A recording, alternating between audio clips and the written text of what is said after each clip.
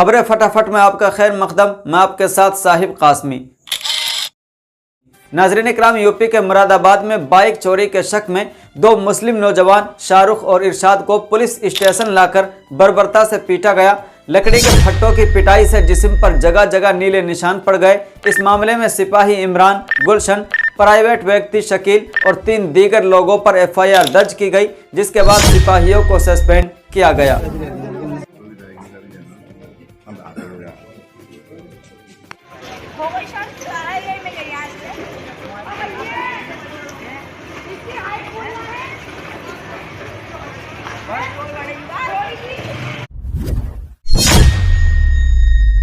Social media पर Hamas और Hezbollah पर लगाए जा रहे कुछ बेबुनियाद इल्जामात के बाद अब कुवैत के मशअल अन्नामी राइटर का बयान वायरल हो रहा है, जिसमें उन्होंने नॉनसेंस को फरोग देते हुए मुजाहिदीन की बीवियों पर शर्मनाक बयान दिया है। इस बयान के बाद लोग कुवैत पुलिस को टैग करके उसे गिरफ्तार करने की डिमांड कर रहे हैं और एक्स अकाउंट पर अवक़िफ़ु मशअल अन्नामी के ट्रेंड को वायरल कर रहे हैं। बॉलीवुड अदाकार सलमान खान को लॉरेंस बिश्नोई गैंग की धमकी की खबरों के बीच भारतीय किसान यूनियन नेता राकेश टिकैत ने इतवार के दिन कहा कि अदाकार को बिश्नोई समाज से माफ़ी मांग लेनी चाहिए, क्योंकि अगर कोई झगड़ा माफ़ी मांगने से ख़त्म हो जाता है तो उसमें कोई बुराई नहीं है। राकेश टिकैत किसानों के महापंचायत में शिरकत के लिए प्रयागराज आए हुए थे। उन्होंने जेल में बंद लॉरेंस बिश्नोई के ताल्लुक से पूछे गए एक सवाल के जवाब में ये बात कही। किसान नेता ने कहा कि अगर कोई झगड़ा बिश्नोई बिरादरी से माफ़ी मांग लेने से ख़त्म हो जाता है तो उसमें क्या गलत है। हमने कहा कि हम पंचायती सिस्टम से जुड़े हुए हैं, वहां पे बिश्नोई समाज को एक ठेस पहुंची किसी के द्वारा, एक फिल्म स्टार के, और वो विवाद करीब 10-12 साल से चला हुआ है। अगर उसका मामला शांत होके और सॉरी फील करने से मामला शांत होता हो तो ये काम कर लेना चाहिए। तो क्या सलमान खान ने गलती की थी जिसका बदला ले रहे हैं बिश्नोई समाज? बिल्कुल बदला ही उसको लगाओ, उनके मान सम्मान को, क्योंकि वो पर्यावरण की रक्षा करते हैं।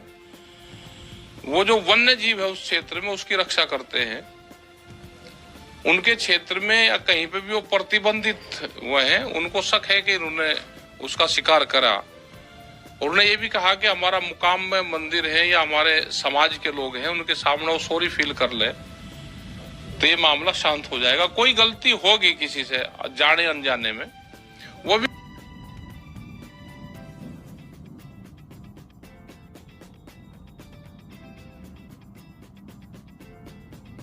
कहते हैं जाने अनजाने में कोई चीज मेरे से भूलवश कोई चीज होती है तो सॉरी फील तो हम बस में किसी के धक्का लग जाए, किसी के पानी के छींटे लग जाए तो उसके लिए भी तो करते हैं, कोई जान का नहीं करता।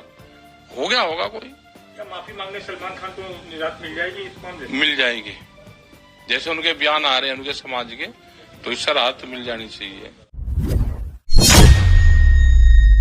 स्वीडन के दारुल हुकूमत स्टॉकहोम में एक स्वीडिश प्रदर्शनकारी ने काबिज इस्राएली वजीर आजम नेतन्याहू को बच्चों का कातिल करार देते हुए नेतन्याहू के खिलाफ जबरदस्त और अनोखा मुजाहरा किया।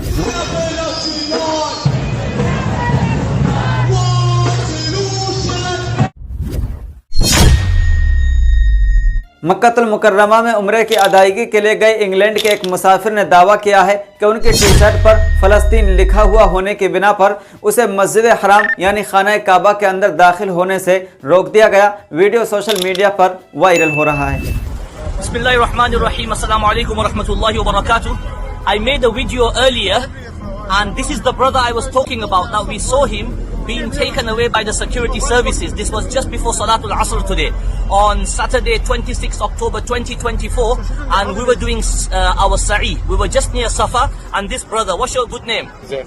His name is Zain. He's from Glasgow in the United Kingdom, and you can see, mashallah, what he's wearing here bravely. Look at him, Palestine. You understand? Basically, JNU की एक छात्रा ने फलस्तीन की हिमायत में मीडिया के सामने अपना मौक़िफ़ रखते हुए नेतन्याहू को सज़ा देने की बात कही है। उन्होंने कहा कि इसराइल का बाइकाट क्यों नहीं किया जा रहा। अगर आप चाहते हैं कि इसराइल जंग बंद करे तो नेतन्याहू को उसकी सज़ा देनी पड़ेगी। इसराइल को क्यों नहीं बॉयकॉट किया जा रहा है, उनके ऊपर सैंक्शंस क्यों नहीं लगाए जा रहे हैं। अगर आप चाहते हैं कि इसराइल ये युद्ध रोके तो उनको ट्राई करिए। इंटरनेशनल कोर्ट में जो ट्रायल चल रहा था, नेतन्याहू को आप सज़ा दीजिए इंटरनेशनल कोर्ट के ह्यूमन राइट्स वायलेशन के तहत, तब जाके रुकेगा ये युद्ध। फिलिस्तीन में जो नरसंहार चल रहा है उसको जिस तरीके से देखना चाहिए कि जितने भी ह्यूमन राइट्स वायलेशंस कर सकता था इसराइल, वो सारे ह्यूमन राइट्स वायलेशन करके, हॉस्पिटल्स को बॉम्ब करके, स्कूलों को बॉम्ब करके, बच्चों बूढ़ों सबको निस्तेनाबूद करके, ये कहना कि हम सेल्फ डिफेंस में ये सब चीज़ कर रहे हैं। 1 साल से आप सेल्फ डिफेंस कर रहे हैं जिसमें हज़ारों लोगों की मौतें हुई हैं। अगर पूरे दुनिया के देश आज साथ में आके इसराइल के ऊपर प्रेशर नहीं बनाते हैं, वो तुरंत सीज़ फायर करे, तो ये बहुत ही हमारे लिए एज अ ह्यूमन सोसाइटी बहुत ही निंदनीय चीज़ है, बहुत ही अफसोस की चीज़ है। मानवता की जंग है, आतंकवाद के खिलाफ है। फिलिस्तीन की जंग, इजराइल कह रहा है ये मानवता की जंग है और आतंकवाद के खिलाफ है। आतंकवाद उसे कहते हैं जब आप किसी सरजमीन पे उनके लोगों को वहाँ से खदेड़ करके वहाँ पे जो ज़मीन है वो उर्वर भी नहीं आप छोड़ते हैं। जितने तरीके के इंटरनेशनल लॉ में बैंड हैं जो चीज़ें यूज़ करना, चाहे वो वाइट फॉस्फोरस हो या जिस तरीके के मिसाइल्स ये लोग इस्तेमाल कर रहे हैं, आप वो तमाम मिसाइल्स इस्तेमाल करते हैं उस देश पे, उस ज़मीन पे बसे हुए सालों से, मतलब दशकों से बसे हुए लोगों को वहाँ से उजाड़ने के लिए। इसको टेररिज्म कहते हैं। टेररिज्म का डेफिनेशन हमेशा वो नहीं होगा जो अमेरिका देगा। टेररिज्म का डेफिनेशन वो नहीं होगा जो अमेरिका समर्थित देश देंगे। टेररिज्म का मतलब ये होता है जब आप इनोसेंट सिविलियंस के ऊपर, मासूम जनता के ऊपर लगातार 70 से ज़्यादा साल हो गए हैं, आप लगातार उनके घर उजाड़ रहे हैं। परिवार, मतलब वो परिवार जो पैदा हुए थे उस ज़मीन में, देखते देखते उनके जब बच्चे पैदा होते हैं तो पूरी ज़मीन का नक्शा बदल चुका होता है। हर साल, हर दशक हम देखते हैं कि इतनी ज़्यादा बर्बरता इजराइल बरसाता है कि ज़मीन पहचान नहीं पा रहे हैं। हर जनरेशन ऑफ बच्चे जो पैदा होते हैं फ़िलिस्तीन में, वो एक अलग ज़मीन पर पैदा हो रहे हैं। उनको ये नहीं, फ़िलिस्तीन का आप नक्शा नहीं बता पा रहे हैं, क्योंकि पिछले 70 दशकों से ज़्यादा में जिस तरीके से फ़िलिस्तीन का नक्शा ज़बरदस्ती इजराइल द्वारा बदला गया है, कोई पहचान नहीं पाता है। इसको टेररिज्म कहते हैं। टेररिज्म उसको कहा जाता है जब आप किसी के, उसके ज़मीन, उसके घर के अधिकार को छीन करके उस पर कब्जा करके वहाँ पे अपना रखना चाहते हैं, उसको टेररिज्म कहते हैं। मेवात में नूह जिले के फिरोजपुर झिरका की रहने वाली छवि गोयल अपने एग्जाम पास कर राजस्थान में जज बन गई। उनके वालिद मोहन गोयल ने पत्रकारों से बातचीत करते हुए कहा कि उनकी बेटी ने जज बनकर उनके ख्वाबों को पूरा कर दिखाया। मेरी बेटी शुरू से ही पढ़ाई में अव्वल रही है।